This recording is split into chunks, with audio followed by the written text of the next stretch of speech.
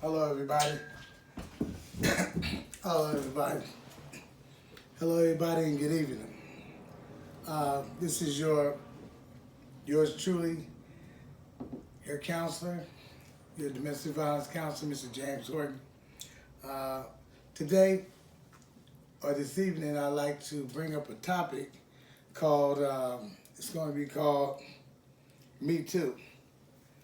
The Me Too topic. Me Too relating to this somewhat new organizational group, which started out as Me Too, relating to those victims that wasn't heard or wasn't responded to, that was treated wrong, molested, sexual harassment on the job, just a number of things towards mostly the black woman.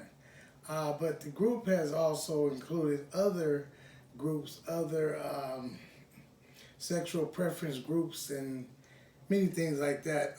But what this thing, right, is telling me and reminding me of, right, something came up in my spirit, and I just thought that I would make a video and discuss it. I don't know what you all think.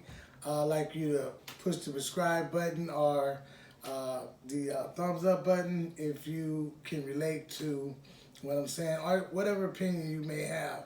You can share that on my channel here. But I thought back to where some of this behavior came.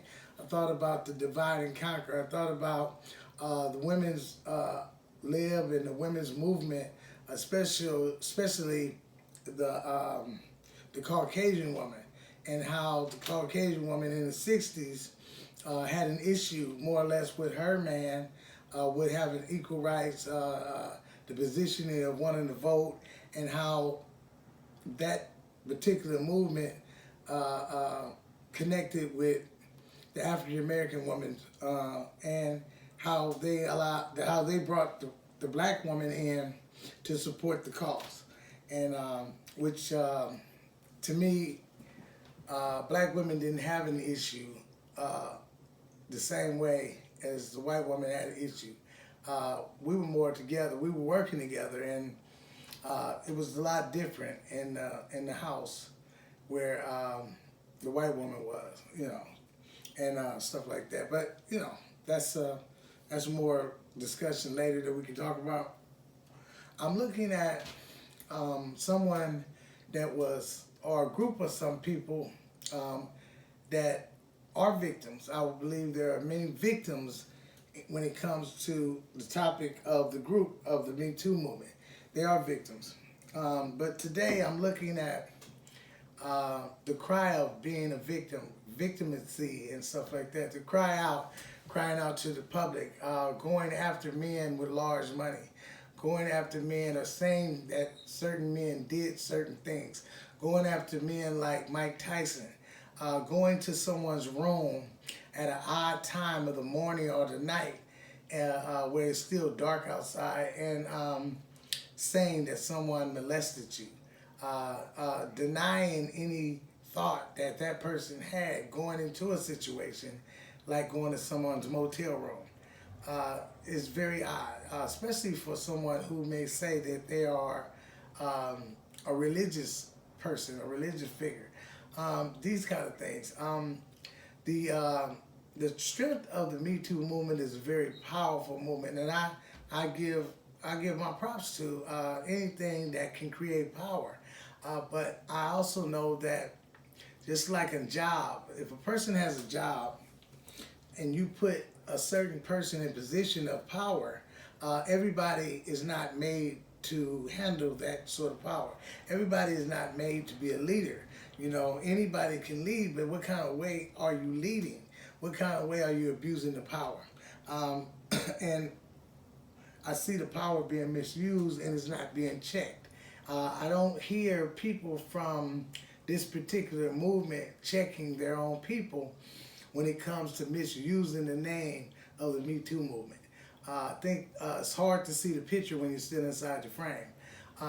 Yet one would say that they're victims, but when you use a power and you turn out to make someone else the perpetrator because of your power, when you turn out to tear a person's life up, when you turn out to, oh, we'll just send them to jail and we'll all get paid for it, that kind of stuff is real messy, right? I think it's just as guilty, we are being just as guilty as the actual rapist, right? When we do this, when we rape someone for their life on a he say, she say level, or she said this, or she said that, and denying. We, as people, many of us, I guess you can say, 80 to 90% of the American public is poor. You know, we don't have no real money. We don't have no big money. We're going from paycheck to paycheck, month to month, and spending it all at the end of the month or before the month is over, and waiting for the next check to do it all again. But so we still have this thing that we're spreading around, and we're saying someone did something to us, and that seems to be enough. When it comes to the law says that you're innocent to proven guilty, but it doesn't seem like one is innocent at all. They're guilty as soon as someone says they're guilty. They're guilty before the court process even starts. They're guilty, and it's like a one-way street. It's almost like the person that's being accused doesn't get to tell the whole story, or his side of the story, or their side of the story. You have a situation with the misuse of power, with the Jesse Smollett story, the guy from Empire, the actor from Empire, and that was a story like, you know, we like, wow, that's messed up. That's messed up. Then it starts unfolding. You know, secrets die in the light of exposure, and you begin to see that this was a created thing going on. All I have to do is say, boom, I'm gay, or I'm this, or I'm that. And so the public is now looking at, well, he's right. We have to back him up. He's one of us. And the reality is that this thing didn't even happen. It didn't even happen. So many of these stories, even the height of other stories, I don't know what happened with, the R. Kelly thing, but I know that it's very interesting how it's lined up in the same way as the same thing that happened to Bill Cosby. There are multiple women just coming. So they say the more women, the better. If we got Bill, we can get R. Kelly. The more women that line up and say you've done something to them, almost like a serial killer, you know, it's multiple people. And it's like, if these things are actually true, I would think as a black man, they would have been got that person, or got me, or many of my other brothers. So it's interesting. It's something to think about. It reminds me again of the times of slavery, right? When you have the slave master, you have his, what some would call the house nigga, and you have, I think at the house nigga, that's the woman too. And so these people are helping the slave master destroy other slaves. These people are helping the slave get caught when he's trying to be free. That helping the slave get hung. Oh, well, we don't mind killing one of our own, long as we stay safe. We believe that, you know, with this action, even from the actual slave master himself, it's something to make money on. People make a lot of money destroying other people's lives. In slavery, the slave was what made to get the slave master rich. You buy a slave one time, and you can work him for the rest of his life. You destroy a slave in today's world, you can take all of his money, all of his riches, even the still and continued sale of his music. You can take it all. You can get a person like O.J. Simpson, and you can take him to court and take his money that he had or he accumulated and keep getting paid and continue to take his whole fortune from him, because you say or you use the power that be. Very interesting. How could one, just think about it, lose a winner trial, become innocent by his peers, by his jury, and go to another court and get stripped of all your money for something that you did not do and something that you were proven not to do somewhere in an area where you were proven not guilty? I don't understand. So I want to tell our sisters, right, keep it real. Me, I am a believer in a power greater than myself. I'm a believer in God. And I have learned, even with many of my own mistakes, that I have to be careful on what I do to people. I have to be careful about falsifying something that didn't happen, because there will be someone that also will check me. The story came, me too, again, with the Gayle King situation and the Lisa Leslie story. This was a deep thing within themselves. I understand that some women don't really like men.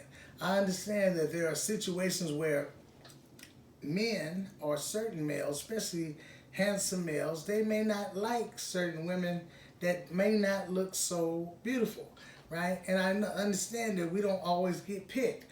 I've gone through situations myself at a young age. Not that I was ever a bad-looking guy, but my upkeep, my clothing, my thing, the way I put it together, I didn't have anything. I come from a poor family.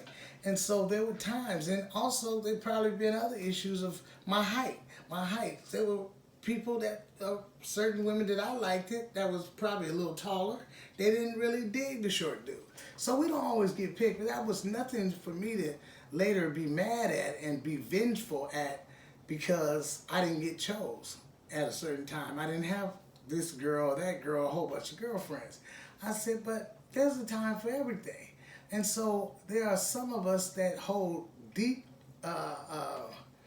vengeance from our early childhood, our early junior high school days, our early high school days, our maybe college days, and we have a deep anger or something happened where mama didn't get treated right and stuff like that.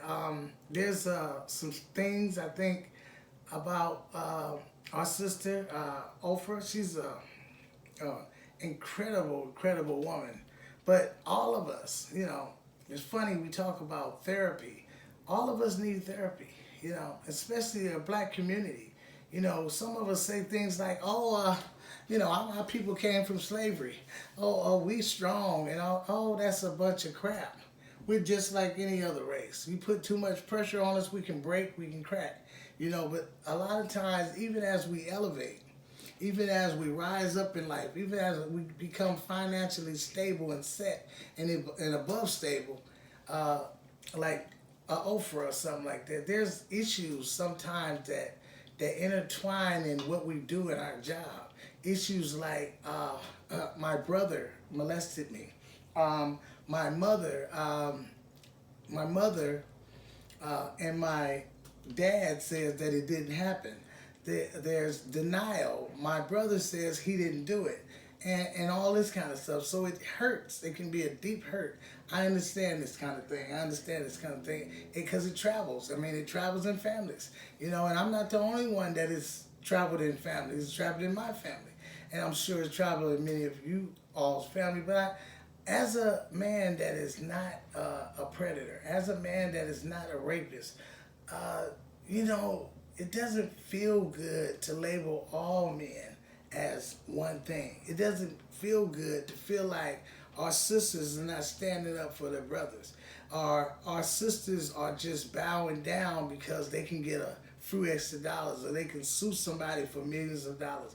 It doesn't feel good that people are now putting lies on the brother. We've been beat down enough. Most of us have